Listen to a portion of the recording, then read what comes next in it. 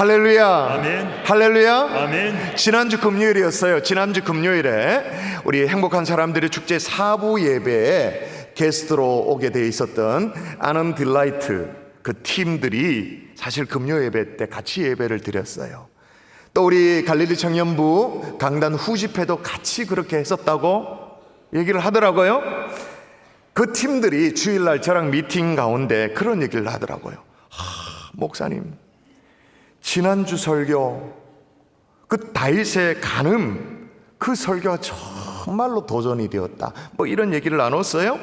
그분들은 정말 도전이 되고 은혜가 되고 이렇게 막 자기를 향한 말씀인 것처럼 그렇게 느껴지는데, 어떤 분은 또 이런 얘기를 해요. 목사님, 지난주 금요 설교는 다윗의 범죄니까 간음이니까 19금 설교를 했습니다.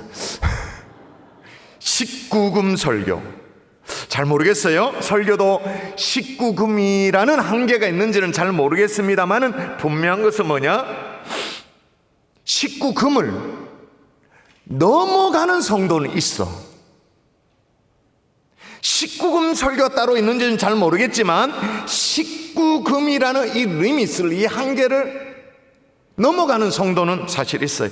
사실 여러분, 상황과 여건이 여의치 않아서 그렇지, 그 사람이 하는 생각, 그 사람이 즐겨하는 것들, 그 내면에 있는 이 욕망들을 들춰보면 지금이야 고장 뭐랄까 야한 영화 동영상 그걸 막 가슴 졸이면서 이렇게 클릭하고 누가 문 열고 들어오면 화닥닥 막 없는 것처럼 막 이렇게 그 정도지만, 다윗과도 같은 권력이 내게 생기면, 그런 지위에 내가 올라가면 간음이 아니라 그 이상의 것도 충분히 하고도 남을 성도들이 사실 교회 안에 있죠.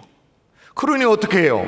여러분, 19금 설교라도 해야 됩니까? 말아야 됩니까? 여러분이 답을 해주세요. 19금 설교 해야 됩니까? 말아야 됩니까?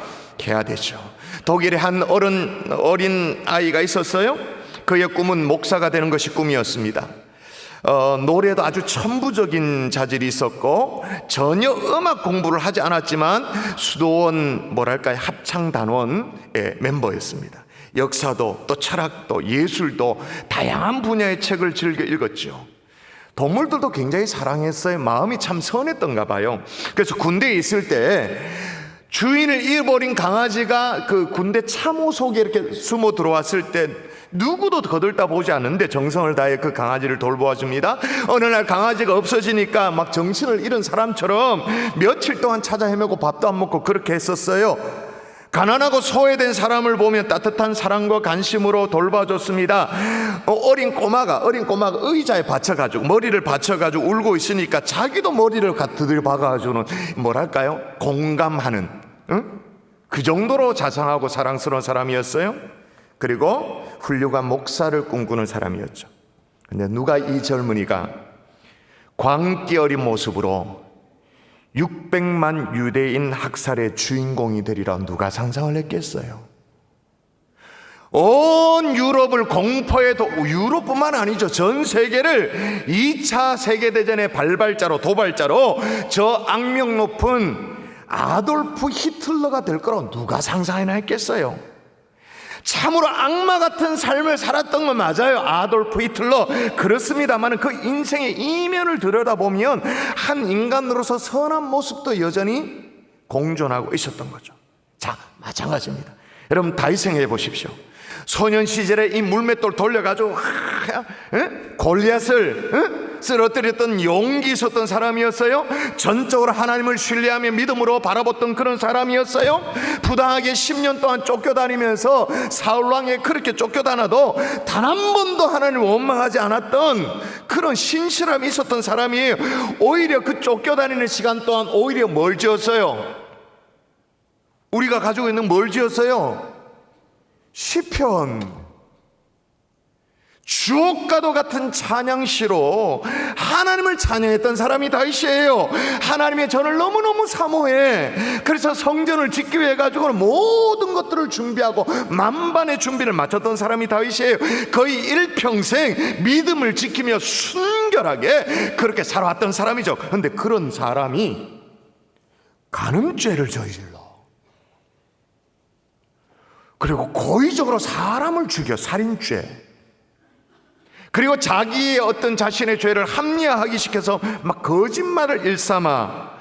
어떻게 이게 한 사람 속에 같이 있을 수 있단 말이에요? 있죠. 원래 인간에는 이런 양극단적인 양면성이 다 있는 거. 그래서 제가 기억나세요? 지난주에 따라 하자고 그랬잖아요. 오늘 또 따라 해볼까요? 나도 예외가 아니다. 왜냐하면 내 속에 도사리고 있는 이 정욕이 있기 때문에. 근데 다행인 건 뭐냐? 정욕이 어디 저 멀리 있다가 내가 어떤 길을 가려고 하는데 딱 숨어 있다가 갑자기 나타나서 나를 공개하는 것이 아니라, 정욕이 어디에 있다고요? 어디에 위치해 있다고요? 내 밖입니까? 아닙니까? 정욕이 내 안에. 그러니까 욕망이라는 단어를 쓰죠. 내 안에, 내 속에. 근데 여러분, 진짜 그래도 소망이 있는 게 뭐냐면, 내 속에 정욕이 있지만 내 속에 누구도 계시다고요? 성령님도 계시는 거예요. 할렐루야. 아멘. 여러분, 그래서 내 속에 성령님이 계시기에 뭐가 가능한가? 다윗이 이 나단 선지자 앞에 고백했던 것처럼 같이 한번 읽어볼까요? 다윗이 나단, 시작. 다윗이 나단에게 이르되 내가 여호와께 죄를 범하였노라. 아멘. 내 속에 성령님이 계시기에 회개가 가능한 거예요. 성령님이 내 안에 계시지 않으면 회개는 불가능해요. 회개는 전적으로 하나님이 역사잖아요. 하나님이 일으켜 주시는 거잖아요. 내 속에 성령님이 계시기 때문에 회개가 가능한 거예요. 내 꼬라지를 바라보면서 다윗의 탄식처럼 오라 나는 공고한 사람이로다, 이 사망의 몸에서 누가 나를 건져내랴 탄식이 있어도 여러분이 분명히 믿어야 될 게 뭐냐? 갈라디아 5장 17절 또 읽어볼까요? 자, 내 속에 두 가지가 막 싸웁니다. 시작. 육체의 소욕은 성령을 거스르고 성령은 육체를 거스르나니. 여러분이 뭘 믿어야 되냐? 성령님은 육체를 꺾는다. 거스르는 정도가 아니라 꺾을 수 있다. 그래서 회개를 성령님이 일으켜 내신다. 아멘이세요? 아멘. 이건 믿으셔야 돼요. 근데 문제는 뭐냐? 요즘에는 좀처럼 이런 회개가 잘 일어나지 않는다라는 거예요. 오해하지 마세요. 여러분이 회개 기도를 하지 않는다 그 말을 한 게 아니에요. 회개 기도 한 번씩 하죠. 이 정도의 회개 기도를 해요. 이 정도. 뭐냐면 스프레이 쫙 뿌리는 수준의 회개. 마치 식당에서 고기 먹고 삼겹살 구워 먹고 그러면 이제 옷에 돼지기름 냄새가 막 배이잖아요. 고기 냄새 배이니까 이것도 입고 출근해야 되니까 어떻게 해요? 탈취제, 뭐예요? 페브리즈 이런 걸 칙칙칙 뿌리죠. 그래서 괜찮네 이렇게 합니다. 그죠? 여러분, 아직 고기 냄새가 없어진 것입니까? 덮어진 겁니까? 덮어졌죠. 그리고 그 옷을 다시 끼워 입고 나아가는 그 정도의 회개는 해요. 근데 오늘 우리가 일부러 시편 51편을 싹 그냥 통으로 1절부터 마지막 절까지 다 읽었는데, 여기 다윗에게서 일어났던 회개는 스프레이 수준의 회개가 아니야. 페브리즈 정도의 덮고 지나가는 그런 회개가 아니에요. 이건 뭐랄까, 확, 경상도 사투리인가 모르겠다만 까디비 가지고 완전 그냥 확 까디비여서 그냥 전인격적인 회개예요. 이런 회개가 언제적인가? 여러분에게 언제적이냐 말이죠. 참으로 아련하죠.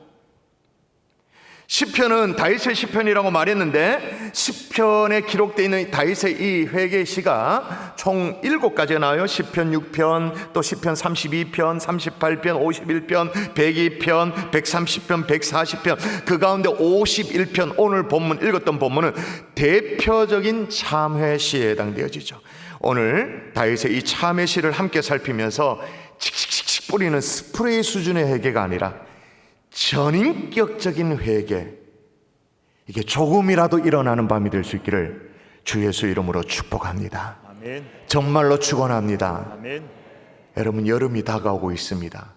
범죄의 계절입니다. 진짜로 전인격적인 회개. 근데 한번 따라할까요? 회개에도 회개에도 타이밍이 있다. 타이밍이 있다. 하나님이 은혜를 주셔서 자신을 돌이키게 하는 순간이, 회개의 타이밍이 따로 있다 그 말이에요. 다윗이 나단에게 내가 여호와께 죄를 범하였나이다 라고 막 자복하면서 회개한 것이 언제 일어났는가, 그걸 보자는 말이에요. 여러분, 이런 이 다윗이 나단 선지자 앞에서 여호와께 죄를 범하였다는 이 회개가 언제 일어났어요? 삶에서 읽었잖아요. 그죠? 어떤 타이밍이죠? 다윗에게 목사의 기능을 하는, 오늘날의 목사의 같은 기능을 하는 나단 선지자가 있었는데, 이 나단 선지자가 다윗에게 와서 얘기를 합니다. 스토리로 얘기를 해요. 어떤 동리에 큰 부자도 있고 가난한 사람이 있었는데, 그 부자에는 소도 있고 양도 있고 뭐 많은 재산도 있었다. 근데 가난한 사람에는 아무것도 없고 그저 조그만한 암양 새끼, 그걸 너무너무 애지중지하며 아꼈는데 한 상에서 먹고 암양을 한 자리에서 자고 딸처럼 돌보는 암양 새끼 한 마리, 가난한 집에 그 전 재산이었는데, 부잣집에 손님이 누구 집에 손님이 왔다고요? 부잣집에 손님이 와서 이 부자가 손님을 대접하기 위해서 자기의 양과 염소 새끼도 있음에도 불구하고 그거는 건드리지 않고 이웃집 가난한 사람이 그 암양 새끼, 딸처럼 여기고 있는 암양 새끼를 가져가서 그걸 잡아서 손님을 대접했다. 이 얘기를 이 나단 선지자가 다윗 왕 앞에 쭉 얘기를 하는 거죠. 이 얘기를 듣고는 다윗이 막 화가 나는 거예요. 어떻게 이럴 수가 있냐고, 사람이라면 어떻게 이런 사람이 이스라엘에 있을 수가 있냐고, 도대체 하나님의 백성 가운데 이런 사람이 어떻게 있을 수 있냐고, 그런 사람이 누구냐고 도대체 때려잡아야 된다고. 그 양에 대해서는 모세의 율법대로 4배나 갚아주는 것이 합당하다, 그렇게 말합니다. 여러분, 지금 여러분이 대답하세요. 나단 선지자가 뭐 하고 있는 거죠? 다윗에게 뭘 한 거예요? 설교한 거였죠. 어떤 설교? 예화로 설교한 거죠. 지금 다윗이 설교를 듣다가, 하나님의 말씀을 대면하여 듣다가 회개 첫 시발점이 시작되어진 거예요. 그러므로 회개가 일어나는 타이밍이 언제인가? 하나님의 말씀을 듣는 순간인 줄 믿습니다. 다시 말하면 지금 이 순간이에요. 그래서 저는 여러분이 나중에 진짜 이렇게 한번 하고 싶어. 진짜 설교 시간에 한 명씩 쭉 나와서 이렇게 강단을 쳐다보도록, 이렇게 여러분 청중을 쳐다보도록 한 명씩 쭉 그렇게 하고 싶어요. 이 자리에 서면 완전히 스크린처럼 다 잡힙니다. 다 보입니다. 그리고 저처럼 이 강단을 오랫동안 지킨 사람 딱 보면 압니다. 저 사람이 지금 딴 생각하고 있다. 지금 내일 결제해야 될 거 생각하고 있다. 지금 설교가 10분 시작되는데 이제 20분이면 끝나겠지. 그 계산을 딱 보면 압니다. 보면 아는데, 말씀 듣는 순간에 회개가 일어나는 타이밍인데 그걸 놓쳐요. 그걸 놓치는 안타까움이 제가 뭐라고, 제 눈에도 그게 보여요. 말씀을 허투루 듣는 거예요. 다시 말씀드립니다. 말씀 듣는 이 시간이 회개가 시작되어지는 시간이라는 것을 기억할 수 있기를 주의 이름으로 축원합니다. 아멘. 여러분이 아멘을 하셨습니다마는 또 하나 좀 더 깊게 생각해야 될 건 뭐냐? 단순히 말씀을 듣고만 있다고 해서 회개가 시작되는 건 아니에요. 사실은 이게 여러분이 더 잘 아실 거예요. 자, 오늘 본문을 자세히 보시면 언제 다윗이 꼬꾸라졌는가? 가난한 사람이 집에 양을 빼앗아가지고 부자 뭐 그런 얘기를 하니까 막 같이 흥분했잖아요. 어떻게 이스라엘에 이런 사람이 있을 수 있냐고 막 흥분하고 분을 금치 못했어요. 그러다가 나단 선지자가 손가락으로 정확하게 자기 자신을 가르치죠. 그러면서 이렇게 말합니다. 읽어볼까요? 읽습니다. 시작. 나단이 다윗에게 이르되 당신이 그 사람이라. 바로 이때 당신이 그 사람입니다. 복음의 정조준이 일어날 때 당신이 바로 그 사람입니다. 새끼 암양 때려 죽인 당신입니다 라고 말할 때, 여러분 착각하지 마세요. 어떤 설교라든지 예배에 참석했다, 우리식으로 말하면, 지금 이 시간으로 말하면 금요 성령 집회에 참석했다가 회개한 것이라고 여러분 착각하시면 안 돼요. 좀 이따 우리 기도의 시간에 회개 기도를 하겠죠. 회개 기도의 시간에 내가 회개 기도 시간을 가졌다고 해서, 그 시간을 보냈다고 해서 회개한 것이라고 여러분이 착각하시면 안 돼요. 여러분, 여쭤보겠습니다. 대답을 해보세요. 다윗이 밧세바와 간음을 하고 말이에요, 그리고 나서 대답하셔야 됩니다. 속으로라도 대답하셔야 됩니다. 예배를 드렸을까요, 안 드렸을까요? 다시요. 다윗이 이 밧세바 그 짓거리를 하고 나서 그 구약식으로 말하면 제사를 드렸을까요, 안 드렸을까요? 드렸지, 분명히. 굉장히 시간이 흘렀잖아요. 간음을 해가지고 애가 생기고, 그 생긴 애를 막 무마하려고 갖은 강교한 수를 다 쓰고 시간을 흘렸잖아요. 그 사이 예배, 제사 어떻게 했을까? 당연히 왕이니까 드렸지, 수침 뚝 떼면서. 그리고 어떻게 했을까요? 선지자를 비롯해서 제사장들과 좋은 관계를 맺고 있었을까요, 안 했을까요? 했겠지. 요즘 말로 말하면 교회 안의 지도자들, 교육자들과 신방도 받고 식사 모임도 하고 이렇게 하고 예배도 잘 드렸겠죠. 그런데 예배를 계속 드려도 다윗에게는 회개가 일어나지 않았던 거예요. 이 자리에 앉았다고 회개한다, 그렇게 생각하시면 안 된다고 말이에요. 변화가 일어나지 않았던 거예요. 왜 그럴까요? 복음의 정조준이 일어나지 않았어요. 당신이 그 사람입니다. 일어나지 않았기 때문에. 또 하나 여러분이 착각하지 마셔야 될 것은 뭐냐면, 도덕적인 붕괴가 회개라고 생각하면 안 돼요.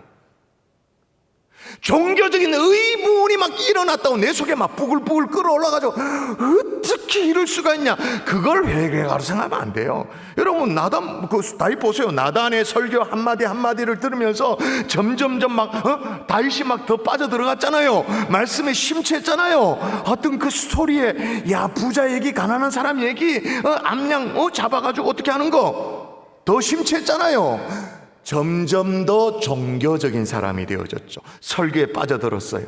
애주중지하고 있던 양을 잃은 가난한 사람의 심정에 공감했습니까, 안 했습니까? 공감했지. 동정심도 느꼈지. 그리고 분노도 느꼈지. 이스라엘에 이런 사람이 어떻게 있느냐, 의분을 품었어요. 여러분, 종교적인 동정심과 붕괴는 끝도 없이 우리를 종교적인 감정을 일으키도록 만들죠. 그 감정이 회개다, 천만의 말씀. 가슴에 뭐가 부글부글 끓어올라가서 막 의분을 품었다, 그게 내가 회개한 걸로 착각하면 안 된다, 그 말인 거예요. 어떻게 해요? 오히려 종교적인 우월감만 쌓게 돼요. 나는 이런 거 보면 못 참다, 진짜. 하나님이 나를 의롭도록 만들어 주셔서 그런지 모르겠다. 주먹이 운다. 내가 진짜 화가 난다. 그걸 회개라고 생각하면 돼요. 그러나 진짜 복은 뭐냐? 언제나 누구를 정조준할까요? 나를. 당신이 바로 그 사람입니다. 이 복음의 정조준이 있을 때 통회하고 자복하는 역사가 일어나게 되는 줄 믿습니다. 아멘. 지난주 금요일 또 얘기할 수밖에 없는데, 제가 다윗의 범죄를 설명하면서 여러분에게 따라하자고 그랬잖아요. 나도 예가 아닙니다, 그렇게 따라하고, 이제 내 남편도 예가 아닙니다, 그리고 남자들 너무 또 억울할 수 있으니까 내 아내도 예가 아닐 수 있으면 따라하라 그랬잖아요. 그럴 때 여러분이 잘 따라하셨을까요? 안 했지. 내가 그걸 딱 적어놨어. 안 따라했음. 점점 목소리가 줄어들었음. 다들 힘들어 하셨어요. 그게 뭐냐? 정조준을 회피하고 싶은 거예요. 나도 예가 아닙니다, 하고 싶지 않은 거예요. 내 남편도 예가 아닙니다, 내 아내도 예가 아닐 수 있습니다, 그거 하고 싶지 않은 거예요. 정조준을 피하고 싶은 거예요. 그러나 여러분, 복음은 어떤 거예요? 복음은 결코 어떤 사상이나 문화나 상황에 대한 어떤 논평이 아니에요. 복음이라는 건 그런 논평이 아니라, 복음은 언제나 실제 사람, 언제나 실제 어떤 고통, 실제 문제, 실제 죄를 얘기해요. 죄에 대해서 관하여 얘기하는 것이 아니라 실제 내가 저지른 죄를 지적하는 거예요. 그런데 우리는 그걸 자꾸 희석시켜. 그게 뭐 일반적인 선언인 것처럼, 막연한 견해인 것처럼, 어떤 종교적인 붕괴 정도로 희석시켜. 다윗이 그랬던 건, 다윗이 얼마나 분노했어요. 근데 진짜 회개는 언제부터? 당신이 바로 그 사람입니다. 복음의 정조준이 일어났을 때예요. 여러분, 가늠하다가 현장에 잡혀온 여인, 막 사람들이 이를 뽀독뽀독 갈면서 막 돌멩이 주워가지고 때리 죽여야 된다고. 저거 이스라엘에 어떤 저 더러운 년들이 있냐고. 그리고 예수님을 테스트하게 보기 위해서 딱 앉혀놨잖아요. 근데 이 돌멩이, 죽이려고 들었던 이 돌멩이를 언제 내려놨어요? 너희 중에 죄 없는 자가 돌로 치라는 복음의 정조준이 일어났을 때, 다들 돌을 내려놓고는 꽁무니를 빼죠. 오늘 밤에 나를 향한 복음의 정조준, 말씀의 정조준이 우리 각자의 심령 속에 일어날 수 있기를 주의 이름으로 축원합니다. 아멘. 이 순간에도 옆에 사람 눈치를 보는 사람이 있으면 진짜 소망이 없죠. 옆에 내 남편이 뭐라고 대답한 아멘 하나, 그거 쳐다보고 있으면 진짜 소망이 없어요. 나를 향한 말씀의 정조준이 일어날 수 있기를 주 예수의 이름으로 축원합니다. 그래야 회개가 터져 나오는 거예요. 이 회개가 일어나는 거예요. 오늘 성령께서 정확하게 우리의 죄의 보따리 확 찔러 주셨으면 좋겠어요. 마치 나단 선지자가 다윗에게 한 것처럼 당신이 그 죄인입니다. 근데 여러분, 회개가 일어나는 것도 참 드물죠. 그 스프레이 수준 칙칙칙이 그거 말고 진짜 전인격적인 회개가 일어난 것도 드물어요. 참 귀해요. 근데 중요한 것은 이게 일어난 회개가 진짜인지 아닌지를 구분을 잘 못해. 단순히 입으로 잘못했습니다 라고 하면 끝나는 것인지, 영어로 말하면 I'm sorry 라고 말하면 끝나는 것인지, 아니면 눈물을 좀 흘려야 이게 회개가 된 것인지, 아니면 뭐 눈물을 흘리는데 이게 양이 있어서 몇 리터를 흘려야 회개로 인정되지, 이런 것들이 헷갈려. 그러나 여러분, 다윗의 시편을 잘 보시면, 대참회 시 시편 51편을 보시면 정확하게 회개 3단계가 나와요. 지적인 단계, 정적인 단계, 의지적인 단계, 지정의가 나와요. 첫 번째 단계, 회개의 지적인 단계가 뭐냐? 따라하십시다. 죄를 알아볼 줄 안다. 죄를 알아볼 줄 안다. 한 번 더, 죄를 알아볼 줄 안다. 죄를 알아볼 줄 안다. 여러분, 복음의 정조준이 정확하게 이루어지면, 그렇게 되고 나니까 다윗이 눈이 확 열려요. 죄 속에 이렇게 막 뒹굴던 당시에는 전혀 알지 못했는데, 그래서 회개를 안 했잖아요. 그러고도 10층 뚝 떼고 제사 드릴 거 다 하고 나단 선지자와 뭐 식사 교조도 했겠지, 뭐 하나님은 운운했겠지 뭐. 근데 언제 회개가 일어났느냐? 복음의 정조준이 일어났을 때 자기 자신을 발견해요. 뭐라고 말합니까? 3절 읽어볼까요? 자, 물은 시작. 물은 나는 내 죄가를 아우니 내 죄가 항상 내 앞에 있나이다. 나는 내 죄과를 어떻게 한다고요? 안다. 그리고 내 죄가 항상 내 앞에 있다. 죄를 알아보기 시작한 거예요. 어느 교회 목사님이요, 주일학교 아이들에게 설교를 했어요. 오늘 저처럼 우리 모두가 진짜 회개가 필요해요 친구들, 뭐 이렇게 설교를 했어요. 그래서 이제 그 물어보면 안 돼. 주일학교 아이들에게는 목사님이 물어보면 실수야. 안 물어봐야 되는데 물어봤어요. 여러분, 회개를 하려면 먼저 뭐부터 해야 되죠? 그러면 아이들이 회개 기도를 해야 됩니다 이렇게 할 줄 알았는데, 아이 대답이 뭐냐? 먼저 죄부터 지어야 돼요. 그렇게 주일학교 학생들에게 물어보면 안 돼. 물어보면 실수야. 근데 여러분, 진짜로 회개가 시작되어지면 먼저 죄를 지을 필요도 없어요. 뭘 알게 돼요? 내 꼬라지를 알게 돼. 시편 보세요. 시편 5절. 우리가 한 절 한 절 다 살필 수는 없습니다만은, 자 볼까요? 5절 뭐라고 말합니까? 내가 시작. 내가 죄악 중에서 출생하였으며 어머니가 죄 중에서 나를 잉태하였나이다. 그러니까 죄를 알아볼 뿐만 아니라 자기 자신이 얼마나 죄인인지, 완전 죄로 똘똘말이 된, 요래 봐도 죄고만, 요쪽 봐도 죄고만, 안으로 봐도 죄고만, 다 막 뼛속 깊이 죄인임을, 본질적인 죄인임을, 본래 의를 행할 수 있는 그런 것들은 하나도 없는 죄인임을 너무나도 철저하게 깨닫게 되어지죠. 죄를 알아볼 줄 아는 단계. 인근의 모 대학의 교수님으로부터 들은 얘기예요. 너무 탄식하면서 얘기하시더라. 교수님이,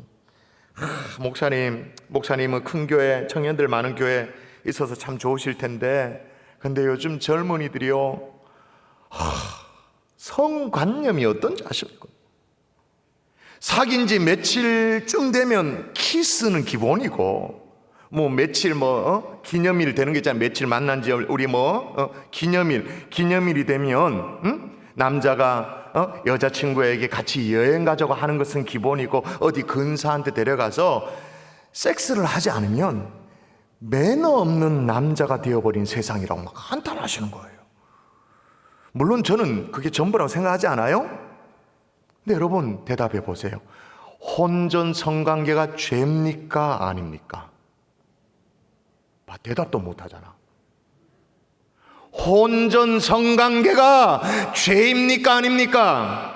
세상은 심지어 우리끼리도 그거는 로맨스, 사랑이잖아, 이렇게 막 하고 싶어요. 순결을 지키지 못하는 것이 죄입니까 죄가 아닙니까?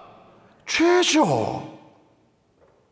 성경이 이 성적인 타락을 얼마나 예민하게, 얼마나 중요하게 얘기하고 있는데 우리는 대답조차 잘 못해. 무슨 얘기냐? 죄를 죄로 알아보지를 못하는 거예요. 아니, 죄를 죄로 알아보지는 못한 상황 속에 회개 첫 번째 단추, 회개가 시작될 수가 없지. 죄를 죄로 못 알아보는데 그런 가운데서 우리가 드리는 예배, 그런 가운데 드리는 찬양, 똑같아요. 다윗이 바세바와 그 짓거리를 하고 나서 시침 뚝 떼고 드리는 제사하고 똑같은 거죠. 어떤 역사도 일어나지 않아요. 시체와 같은 예배, 하나님이 전혀 받으시지 않는 예배. 그런 가운데 가슴에는 의분은 있어. 이스라엘이 이런 못 쓸 짓이 있냐고. 다윗이 부자와 가난한 사람 얘기를 듣고 분노했던 것처럼 우리도 똑같은 분노는 있어. 근데 회개는 아니야. 그러니 여러분 속에 이런 죄에 대한 어떤 지적이 있고 깨달음이 있고 양심의 소리가 있나요? 죄를 죄로 알아보기 시작하셨나요? 회개가 시작되고 있다라는 증거인 줄 믿습니다. 그걸 문 떼고 지나가면서 이걸 괜찮다 이렇게 생각, 그건 회개가 아니에요. 양심의 가책이 있어야 돼요. 떨림이 있어야 돼요. 그게 회개가 시작되어지는 첫 단계예요. 두 번째는 뭐냐? 회개의 정적인 단계예요. 따라하십시오. 죄를 슬퍼하게 된다. 오늘 본문의 다윗을 보세요. 죄를 알아보기 시작한 것뿐만 아니라 그와 동시에 시작된 게 뭐냐? 마음의 고통이에요. 지정의 할 때 정이에요. 여러분, 다윗은요 자신의 마음이 어떠하다고 말하냐면 시편 51편에 다 있는 내용입니다. 한번 읽어볼까요? 자, 마음이 얼마나 고통스러운지 시작. 하나님이여, 상하고 통회하는 마음을 주께서 멸시하지 아니하시리이다. 상하고 통회하는 마음, 어느 정도로 막 마음에 고통스러웠냐면, 이 슬픔이 있었냐면, 제가 시편 32편 버전으로 읽어볼게요. 내가 입을 열지 아니할 때에, 입을 열지 않는단 말은 하나님 앞에 통회하면서 죄를 자복하고 입을 열어 회개하지 않을 때에 어땠다?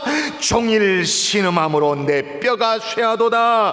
주의 손이 주야로 나를 누르시오니. 이 누른다라는 말이 프레스, 막 압력으로 확 누르는 거죠. 내 진액이 빠져서 오렌지 주스 짜내는 것처럼, 석류 주스 짜내는 것처럼 내 진액이 빠져서 여름 가뭄에 마름같이 되었나이다. 이런 슬픔, 마음에만 그런 고통이 있는 게 아니에요. 자, 시편 6편 6절 또 읽어볼까요? 내가 시작. 내가 탄식함으로 피곤하여 밤마다 눈물로 내 침상을 띄우며 내 요를 적시나이다. 마땅한 회개에 눈물도 있었던 거예요.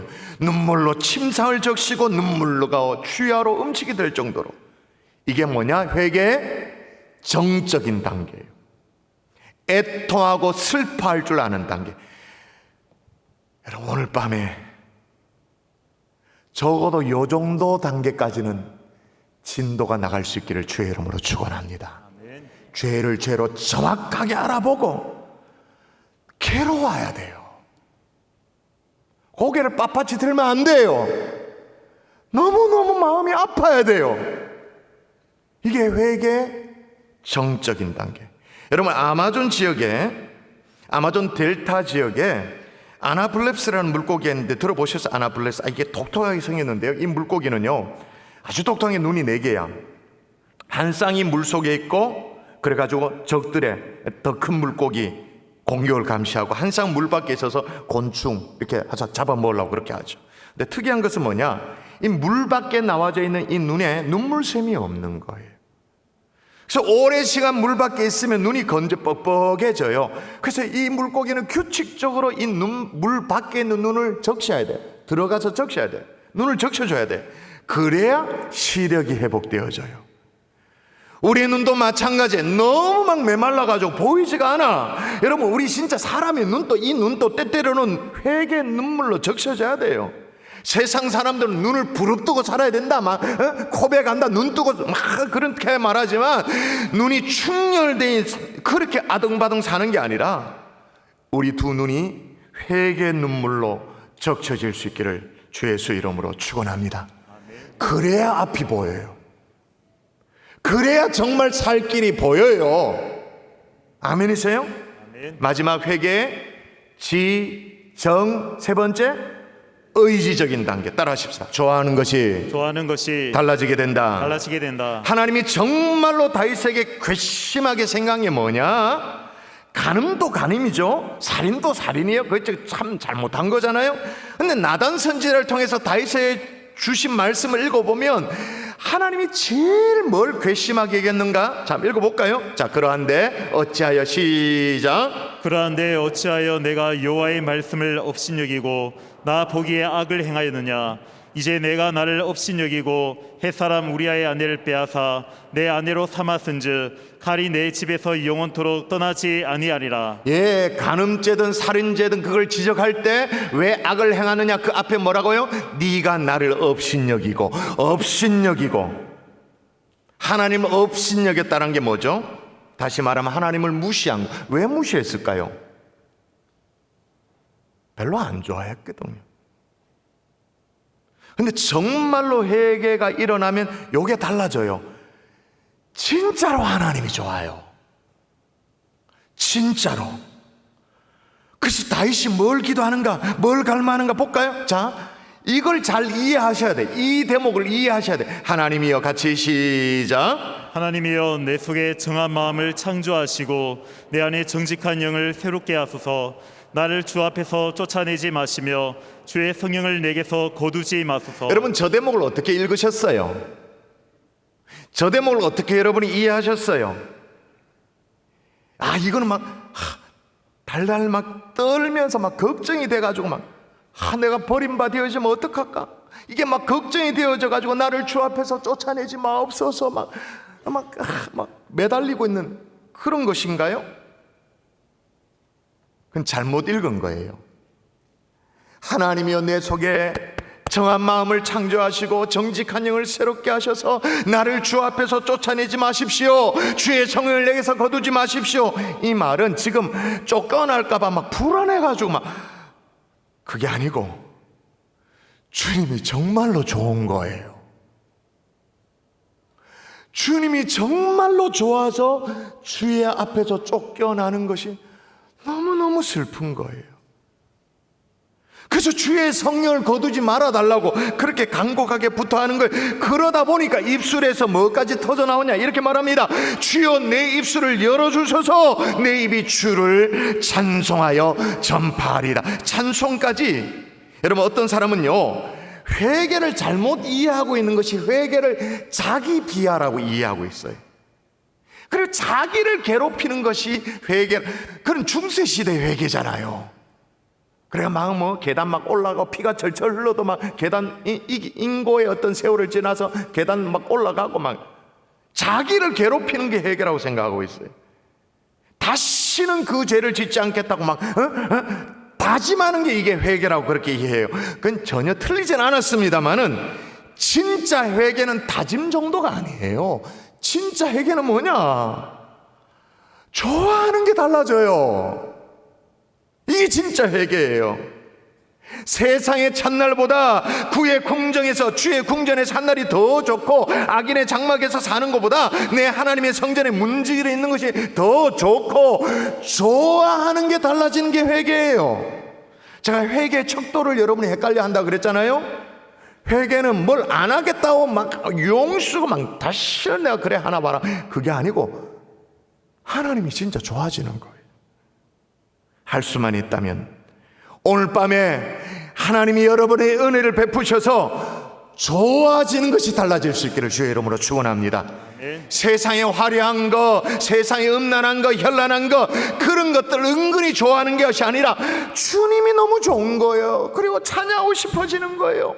기도가 좋은 거예요. 주님을 따라 사는 것이 너무 좋은 거예요. 심지어 다윗이 뭐라고 얘기하냐? 13절 읽어볼까요? 내가 같이 시작. 내가 범죄자에게 주의 도를 가르치리니 죄인들이 주께 돌아오리이다. 지도 범죄자면서, 지도 죄인이면서 회개를 경험하고 나니까 이게 너무 좋아서 어떻게 한다고요? 내가 범죄자에게 주의 도를 가르치리다. 주님이 좋아지니까 이게 진짜구나 걸 아니까 범죄자에게 주의 도를 가르치리다. 죄인들이 주께로 돌아오리다. 하나님을 증거하고 싶어지는 거예요. 할렐루야. 아멘. 제가 설교할 건 다 했습니다. 말씀을 결론을 맺을게요. 물어보십시다. 다윗의 범죄, 다윗의 회개, 이런 내용이 성경에요 너무너무 자세히 나와요. 그래서 지난주에 얘기했죠. 무슨 다큐멘터리 같다고. 상상을 안 하려고 해도 아무리 강단에 상상 금지입니다 이렇게 얘기해도 상상이 다 될 정도로 너무너무 디테일하게 나온다고.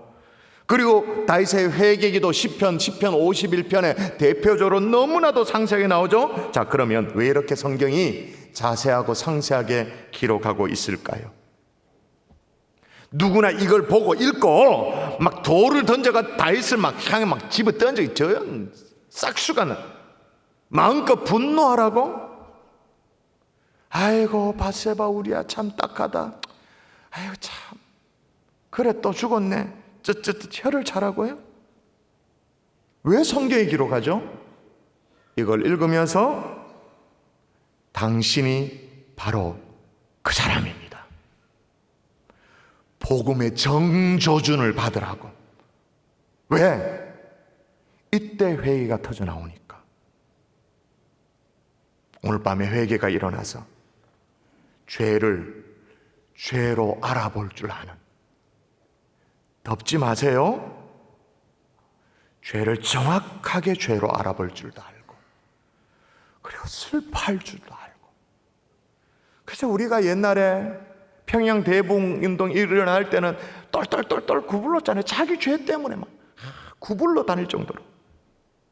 세상의 연락을 즐겼던 것들, 은근히 즐겼던 것들, 그것보다 주님이 더 좋고 좋아하는 것이 달라지는 그 밤이 될 수 있기를 주 예수의 이름으로 축원합니다.